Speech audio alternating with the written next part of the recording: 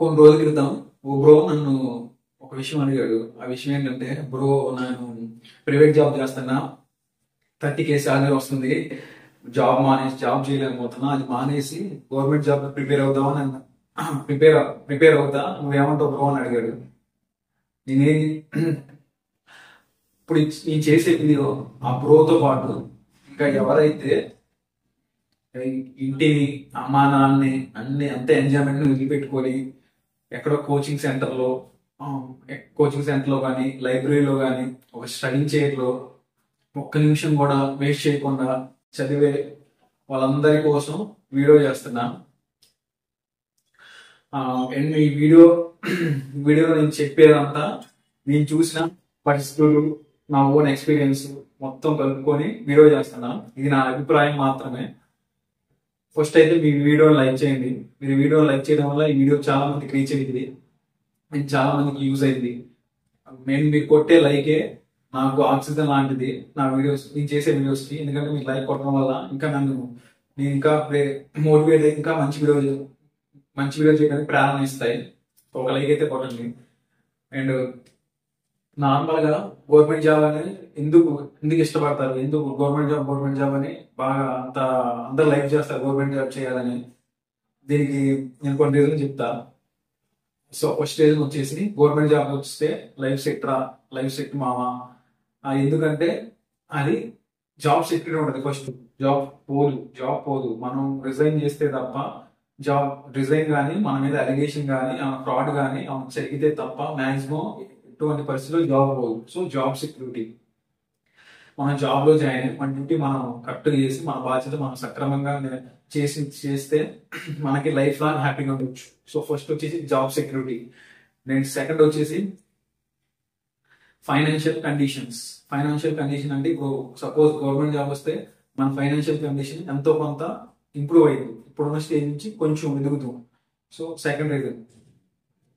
Third reasons వచ్చేసి government job వల్ల వచ్చే బెనిఫిట్స్, పెన్షన్ కావచ్చు, అదర్ రీజన్స్, అన్ని ఆర్గనైజెస్ కావచ్చు, ఏదైనా ఇవన్నీ కలుపుకొని ఇవన్నీ చాలా బెనిఫిట్స్ వల్ల చాలా మంది గవర్నమెంట్ జాబ్ అంటే లైక్ చేస్తారు, చేయడానికి ఇష్టపడతారు. ఎందుకంటే చాలా మంది ప్రిపేర్ అవుతా ఉంటారు గవర్నమెంట్ జాబ్ అని. అండ్ ఇది రీజన్స్ మామూలుగా గవర్నమెంట్ జాబ్ లైక్ చేయడానికి. సో ఇప్పుడు వచ్చేసి గవర్నమెంట్ జాబ్ లో ఉండే గవర్నమెంట్ జాబ్ రావడానికి పడే కష్టాలు అవి ఎలా ఉంటాయంటే, అలా ఇప్పుడు ఫస్ట్ ఏంటంటే మనకి నోటిఫికేషన్. ఇప్పుడు నోటిఫికేషన్ ఎట్లా అంటే, నార్మల్గా నోటిఫికేషన్ రావడానికి చాలా టైం పట్టింది. నోటిఫికేషన్ రావాలి, నోటిఫికేషన్ వచ్చిన తర్వాత ఎగ్జామ్ జరగాలి, ఎగ్జామ్ జరిగిన తర్వాత రిజల్ట్ రావాలి. ఇన్ కేసు ఒకవేళ ఎగ్జామ్ జరిగిన కొన్ని సందర్భాల్లో క్యాన్సిల్ అయింది. సో ఇదంతా పెద్ద లాంగ్ ప్రాసెస్ ఇదంతా. నెక్స్ట్ వచ్చేసి 1 year 1.5 year బ్యాక్ నేను ఎక్కడో న్యూస్ పేపర్ లో చదివిన. అదేంటంటే, నార్మల్ గా ఎక్కడో స్టేట్ నాకు ఎగ్జాక్ట్ గుర్తులేదు ఏ స్టేట్ కూడా, ఒక క్లర్క్ జాబ్ కి పోస్టులు తక్కువ ఉన్నాయి, అప్లికేషన్స్ అయితే గవర్నమెంట్ జాబ్ అది లక్షల్లో వచ్చిన అప్లికేషన్స్. సో కాంపిటీషన్ అనేది ఎంత హ్యూజ్ స్కేల్ లో ఉందో అర్థమైంది మనకి దీని ద్వారా. స్కేల్ ఆఫ్ కాంపిటీషన్ హై ఉంటది. ఫర్ సపోజ్ ఇప్పుడు ఒక అతను 20 years కి ప్రిపరేషన్ స్టార్ట్ చేసి గవర్నమెంట్ జాబ్ కోసం, ఒక లక్ బాగుంటే 1 year లో జాబ్ వచ్చింది, లేదా 2 years. అట్లా అతను లక్ బాగోలేక ఒక 6 years కష్టపడ్డారు అనుకోండి, అంటే 20 నుంచి 20 years జాబ్ వచ్చింది. అంటే ఈ 20 నుంచి 26 అంటే మధ్యలో 6 years గ్యాప్ లో అతను పాపం ఎంత నలిగిపోతాడంటే మామూలుగా ఉండదు అతనికి. ఎట్లా అంటే తీవ్రమైన, అంటే దాన్ని చెప్పలేను, తీవ్రమైన మానసిక సంఘర్షణకు లోనవుతుంది. అంటే ఇంట్లో నుంచి ప్రెజర్ ఉంటది, బయట సొసైటీ నుంచి ప్రెజర్ ఉంటది. అండ్ మళ్ళీ తనలో తను ఇంకో విషయం ఏంటంటే, జాబ్ వస్తున్న తర్వాత టెన్షన్. మళ్ళీ ప్లస్ ఇంకోటి ఏంటంటే, తనలో తాను నలిగిపోతారు. ఎలా నలిగిపోతారంటే, ఇప్పుడు తనతో పాటు చదివిన ఫ్రెండ్స్ అందరూ ఏదో ఒక జాబ్ తీసుకొని సెటిల్ అయిపోతున్నారు. ఏం చేస్తారు పాపం, కోచింగ్ సెంటర్ లోనే జాబ్ కోసం ట్రై చేస్తా ఉంటాడు. సో ఇదంతా మానసిక సంఘర్షణకి లోనవుతారు బాగా. ఇలాంటి సిచ్యువేషన్ మనలో చాలా మంది ఫేస్ చేసి ఉంటారు. ఎట్లా అంటే అట్లా అంత ఇది ఉంటది. అండ్ నెక్స్ట్ వచ్చేసి చాలా మంది చాలా మంది నేను చూసిన పాపం లక్షల్లో, అంటే మనం చాలా మంది ఎట్లా ఉంటది పాపం, చాలా మంది ఆస్పిరెంట్స్ లక్షల్లో, ఇప్పుడు కోచింగ్ అంటే ఇప్పుడు ఒక్క రూపాయి 2 రూపాయలు కాదు, వేలు ఉంటది, లేకపోతే లక్షలు ఉంటది, జాబ్ పెట్టది. చాలా మంది ఆస్పిరెంట్స్ లక్షలు ఖర్చు లక్షలు పెట్టి కోచింగ్ లో జాయిన్ అవ్వలేక, ఆ, చిన్న అంటే వాళ్ళ ఫైనాన్షియల్ కండిషన్ బాగోలేక చిన్న చిన్న మామూలుగా చిన్న లైబ్రరీలో, ఎక్కడో చిన్న లైబ్రరీలో కూర్చొని చదువుకునే వాళ్ళు చాలా మంది ఉన్నారు. అండ్ నేను చాలా మంది చూసిన, అండ్ మళ్ళీ చాలా మంది నేను చూసాను నా ఫ్రెండ్స్ లో, కానీ వాళ్ళందరూ డబ్బులు ఇంట్లో డబ్బులు అడగలేదు. డబ్బులు అడగలేక ఆ, వాళ్ళే అడ్జస్ట్ అయ్యి ఖర్చులన్నీ తగ్గించుకొని చదువుకునే వాళ్ళు చాలా మంది చూసాను.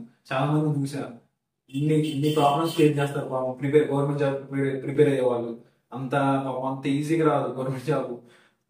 అంటే ఏమీ లేకపోయినా ప్రిపేర్ అయ్యి జాబ్ కొట్టిన వాళ్ళు కూడా ఉన్నారు. So, అది గ్రేట్. ఏమీ లేకుండా, కోచింగ్ లేకుండా, మనీ లేకుండా, అంటే జాబ్ కొట్టాలని తపంతో కొట్టే వాళ్ళు చాలా మంది ఉన్నారు. వాళ్ళు గ్రేట్ పీపుల్. వాళ్ళు ఎంత కసిగా చదువుతారంటే, అసలు వాళ్ళ ఫ్రెండ్స్ ఉండరు, పార్టీలు ఉండవు. ఆ వాళ్ళు ఒక్కటే మైండ్ సెట్ వాళ్ళు. నేను చాలా మంది చూసిన షేరింగ్ చేసుకునే టైం టైం కూడా వాళ్ళు వేస్ట్ చేయరు, అంత ఈజీగా చదువుతారు. సో వాళ్ళకి గ్రేట్ పీపుల్ అసలు. అలాంటి వాళ్ళు కూడా ఉన్నారు. అండ్ ఇలా చెప్పుకుంటూ పోతే ప్రతిదీ చాలా చాలా ఇన్సిడెంట్స్ ఉన్నాయి. సో వీడియో లెంత్ పెరిగిద్దని చాలా చాలా కొన్ని ఇంపార్టెంట్ పాయింట్ డిస్కస్ చేసిన. వీడియో లెంత్ పెరిగితే మళ్ళీ చూస్తారో లేదో అని, అండ్ కొన్ని ఇంపార్టెంట్ పాయింట్ డిస్కస్ చేసిన. అండ్ నేను ఈ వీడియో నుంచి మీకు ఫైనల్ నేను ఏం చెప్పాలనుకున్నానంటే, మీకు గనక ఫైనాన్షియల్ గా బాగుండి ప్రైవేట్ జాబ్ చేసుకుంటే, ప్రైవేట్ జాబ్ ఇష్టం లేకపోతే అది మానేసి గవర్నమెంట్ జాబ్ ప్రిపేర్ అవ్వండి. అట్లా కాదు, ఇప్పుడు ఆల్రెడీ కోచింగ్ లో ఉన్నోళ్ళు ఎవరైతే ఉన్నారో కోచింగ్ లో, నేనేం చెప్తానంటే ఇది నా సజెషన్ మాత్రమే. ఒక 2-3 years కష్టపడండి. ఇన్ కేసు మీకు అంటే మిమ్మల్ని డిమోటివేట్ చేయట్లా, మిమ్మల్ని డిస్కరేజ్ చేయట్లా, నేను చెప్పి ఇది నా అభిప్రాయం చెప్తున్నా.